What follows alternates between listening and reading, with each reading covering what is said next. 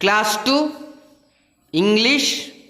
Let's play action words TLM. Let's start. Lena.